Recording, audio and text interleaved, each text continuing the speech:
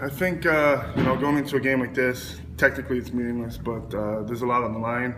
Benny can lead the league in goals. Jay can break a record, 2 records, hopefully.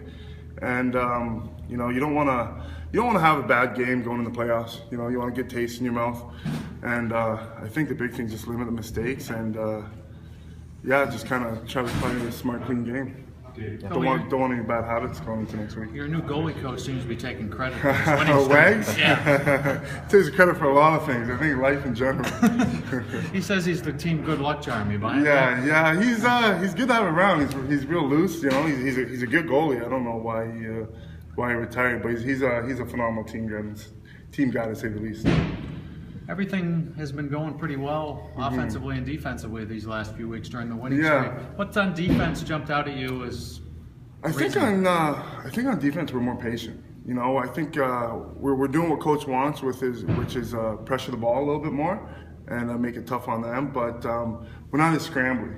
I think when your defense is is a little patient and contained and kind of lets the offense come to them and kind of dictate where we want them to go. I think we're really settled in right now. So I think it seems that we're peaking at the right time.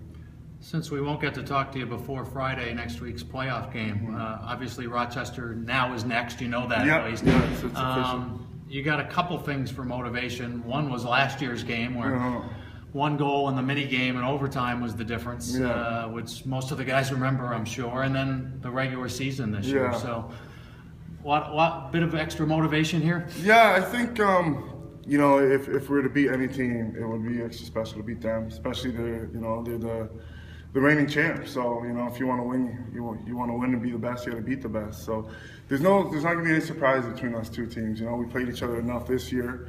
And I think whoever sticks to their systems and kind of does what their team does well, I think will win. Is best? You've been in plenty of best of 1 playoff games in your career. Is that it's like a 7th game, obviously. Yeah. It's a little nerve-wracking. Yeah, he's going to grab the stick a little tight and. Hopefully not too tight. I think for myself, it's just every shift is your last shift. You know what I mean? There's not a shift to take off. There's not a shift to be lazy. Every shift is your last shift. I think as long as you keep it like that and you think about it like that, I think we'll be fine. I think whoever does the basics the best is going to win this game. And Rochester's lineup is always good, but Cody Jameson seems to save a few things for the Bandits. That or the last 5 minutes in the 4th quarter.